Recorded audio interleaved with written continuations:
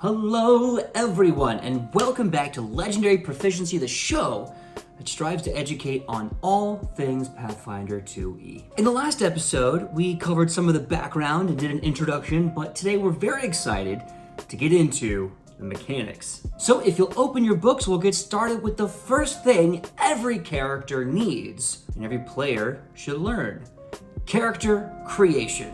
Let's roll into it.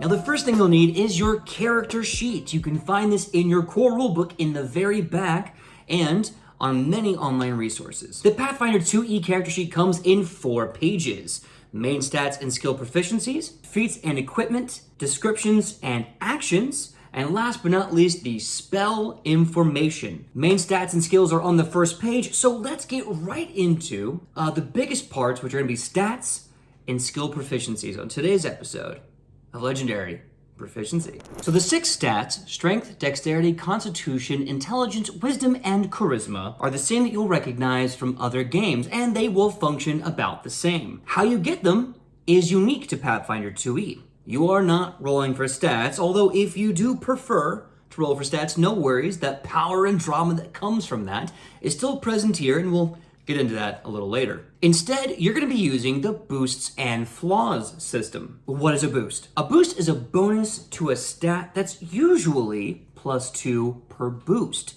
They're usually free or coming from some other source, and a flaw is much the same, except instead of +2, it's -2. Now, it's important to say that sometimes a boost at certain points can be only +1 instead. We'll cover that as well in just a bit. So how do you get your boosts? Well, you get them from choices you make at the very beginning when you create your character. This allows for customization that can be extremely rewarding. Have you ever heard someone mention the ABCs of Pathfinder 2e? Well, that stands for ancestry, background, and class. These will be the biggest sources of boosts that you are going to be getting, as well as 4 free boosts to add at the end. So your ancestry, the A, will give you 2 boosts or 3 boosts and a flaw depending. Your background will give you 2 boosts, 1 that will be mandatory to the background and 1 that is free. And your class, more importantly, will give you the boost needed for that class. Once you have those boosts, then all you have left are your 4 free boosts. Now, this 4 free boosts can be put into any stat. However, they cannot all be put into the same stat. That would be kind of fun, but you would imagine it could get pretty silly pretty quick. With these 9 to 10 stats that you can pick and choose to customize your character, you can now create your character stats as you want them. And for every starting character, all stats are at a 10, a base of 10.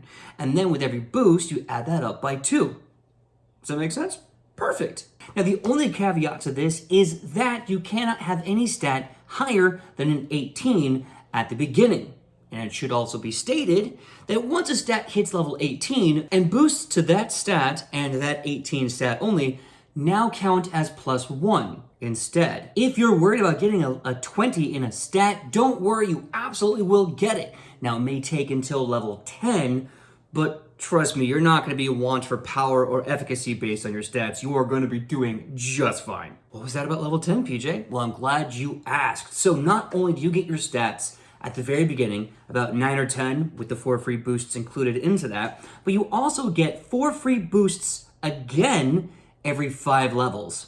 So that's 5, 10, 15, and 20. So you have a really good chance of ending your game with a well-rounded, diverse, and also powerful character that you can enjoy and tell stories with. As for what these stats do, again, it's going to look very familiar. If you know the ratio of 1 modifier for every 2 over 10, it works the same here. So if you start off with a base of 10, that means that modifier for that 10, 0.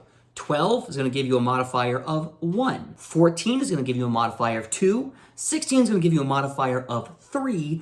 And 18 is going to give you a modifier of 4, etc., etc. You can even get up to a 25 or a 28 if possible. Now, before we move on to the next part, I did mention rolling stats. So everything in Pathfinder, first and foremost, is about choice and fun. This is a variant rule when it comes to rolling dice for stats for people that like that that drama and power of stat rolling, like we mentioned earlier. So what you're going to want to do is get 4d6, roll them, keep the highest 3, and that's going to be your stats. Now, what about the boosts? The boosts are almost vital for making your character, and they give you that flexibility and freedom. Well, you can still use the boosts with the 4d6, although it's going to be a little less so. Your ancestry will give you 1 boost, and your background will only give you 1 boost, and your class will not be giving you a boost. However, you should still be very well armed for the adventures ahead. Lastly, on the topic of choice, an errata came out recently giving out more freedom of choice for stats from your ancestry. So before it was 2 boosts or 3 boosts and a flaw, specifically to that ancestry, but now it's up to player choice. You can take any ancestry you want and decide either to give yourselves 2 boosts only or 3 boosts and then take a flaw. This is, of course, a choice, and it's up to you. It's all choice. So do what you and your table find to be the most fun and go from there. Now, in this next piece, we're going to start talking about skill proficiency. So, you ready? Next, and the second most crucial part of your character creation, even your character growth, is skill proficiencies and proficiency bonus. You'll remember proficiencies in other systems, well, they work, again, with the same execution here. You're going to take your proficiency plus any other bonuses and modifiers, or magical boons, roll it all together, add the d20 on top of that, boom, there you go. Straightforward, right? Algebra. However, in Pathfinder 2e, the proficiencies have more levels to them that can create not only more fun, but a huge difference between characters at the table. So let's get into the different levels of proficiencies. There are 5 proficiency levels: untrained, trained, expert, master, and legendary proficiency. He said the thing! Anyway, so untrained, we like to joke here, legendary proficiency, we really do. Untrained obviously means that you are not familiar with that skill. You don't have any education in it, but you're gonna give it your best try, right? So what this means mechanically when you are untrained in something is that you are going to roll just your stat modifier for that roll. And certain ways to use a skill you may not even be able to roll for because, again, you don't have any practical education in that skill. Trained, this is where things get interesting. So trained means that you do have some experience, you do have some training in that skill, and you kind of know what you're doing. A trained proficiency grants you 2 plus level bonus. That's right, your level. So if you're level 5 and you're trained in a skill, that would be 2 for being trained, 5 for your level, so your proficiency bonus is a plus 7. Add your modifier to that, boom, and there you go. Now, an expert means that you are really good at what you're doing. You can probably, train a few people in how to do this. And for this, you get a 4 plus level. So again, if you're at level 5, you're technically with a proficiency bonus of plus 9 before adding in relevant modifiers. Next, we have a master. A master is someone who is so good at it, so skilled about it. People talk about them all the time. They're the ones the experts go to for the crash courses and the workshops. Now, for being that good at something, you're going to get 6 plus your level. And last but not least, legendary proficiency. These are the people so good at a thing that they are folklore, fairy tale. They are the epitome, the apex. They are the best that you're going to get. This, the highest level of proficiency, gives you plus 8 plus level. So if you want to think about this in some amazing terminology, a level 20 champion has a legendary proficiency in armor. Or we even factor in how much the armor is giving them, that's 20 for the level plus 8. They're already at a base level of 28 AC. About that for a second. Yeah. So once again, the proficiencies will give you 0, 2, 4, 6, and 8. Simple as that. Now, if you need a reminder, and it's totally cool, we all do sometimes, right? It's a-okay. No worry. It's actually on your character sheet. On the first page in the upper left corner, right next to your name, that's the breakdown for how much your proficiencies give. It's right there. It's super cool. So if you're like, oh, what does mastery give again? Top left corner of the first page. right there next to your name, which we would love to do a legendary proficiency on how to name your characters, but we'd be here for hours, and quite frankly, I still haven't named half my OCs. So you have these numbers, but what do they go to? Okay, well, so almost everything. They go into melee and ranged attacks, they go into AC, saving throws, skills, spell attacks, and spell class DCs. They do not go into damage. Whew. For attacks, say your strength is an 18, meaning your modifier then would be that plus 4 you mentioned earlier. And you are an expert at level 1 with your great sword, right? So you have a fighter who will swing a total bonus, being 18, expert at level 1. That total bonus will be a plus 9 on the roll. Now, a barbarian with the same strength and is level 1 is only trained, so their bonus will be a plus 7. Now, they will both hit, but this fighter bonus is so important for reasons that we will get into when we discuss critical hits in a later episode. For armor class, if you recall the example of the champion earlier, you will add your proficiency, dex modifier up to cap if you're wearing armor, the bonus for the armor itself, and then a 10, as it shows there in your character sheet, top center, about the middle. So let's say the same level 1 fighter is trained in armor and is wearing splint mail. Now the dexterity is a 12, which is granting them a plus 1. Their AC would be that plus 1 dex modifier, plus 3 for the level of trained at level 1 in the splint mail, which is granting them plus 5, which goes into the item bonus section of that AC formula you got up there. Add the base of 10 as you see in your top middle part and do the math, and you will know that at level 1, as a fighter with splint mail and at dexterity 12, your total AC is 19. So that would be 1 for dex, 3 for level, and 5 for proficiency, 5 for the split mail, plus 10, boom.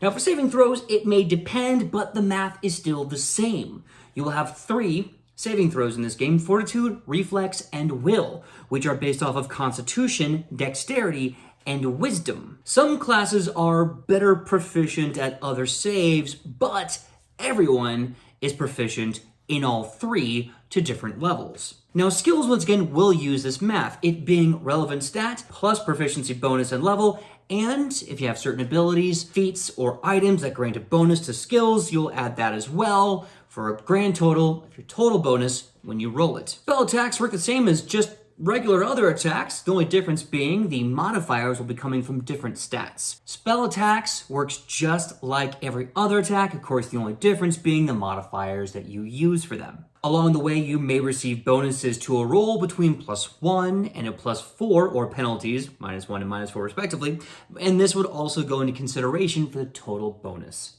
for the roll. Now the second page of your character sheet is feats. We are going to go into much greater depth on this topic at a later date. For now, know that there are a lot of feats to choose from, giving you a ton of feat potential to make your character unique and highly customizable. For today, what we're going to break down is the feats on the page and the different categories of feats that you're going to see. You will have feats for your ancestry with different abilities and builds based upon your upbringing and culture. Class feats, which will be the bulk of your character's class customization, growth, and development. General feats that everyone can get access to and has a sort of universal effect or appeal for everyone. And last but not least, skill feats. Skill feats are the second most predominant list of feats and gives fun enhancement to your skills. Some skill feats can help you craft better.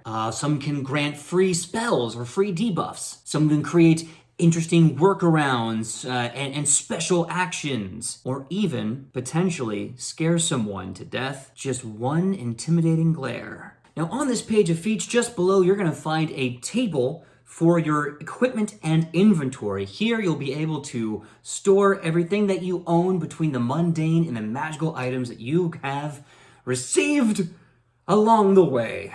The third page is where you can write your backstory, describe your character, pick a sick-ass image of a hero in question, pop that in there, as well as catalog any special actions, maneuvers, or reactions, or anything else that you have learned from your class. Lastly, on the fourth page spell information. Here in the top left corner of the page, that's where you're going to get your spell attack bonus as well as your spell DC, so you know how easily your spell is going to hit and what they need to roll to save against it. You also have along the top center a row for all the spell slots your character has. They come in two kinds, of course. They have spontaneous and prepared from level 0, meaning cantrips, all the way to level 10. That's right.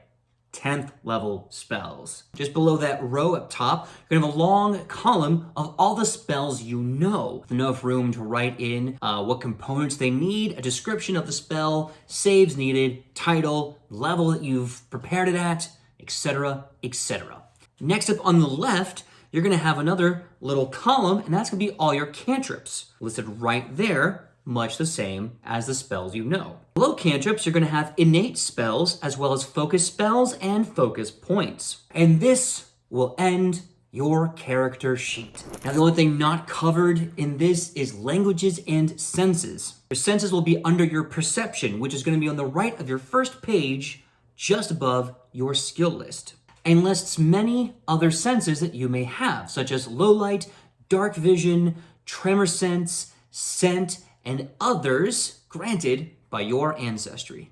Below the skills are languages, which are based off your ancestry. Every ancestry starts off with common and one language relevant to that ancestry, as well as bonus languages equal to your intelligence modifier. But with all that said, your character is finally done. Character sheet is full and you're ready to go. With boosts in proficiencies, the biggest question you'll ask yourself is, what amazing feats will I take to make this incredible character just come to life? Please tell us about some of the characters that you have made right there below, or any requests for what you would like to see here on Legendary Proficiency. We hope you find this enlightening, and we will be back with more education on Pathfinder 2e. Until then, have fun, and we'll see you on the path.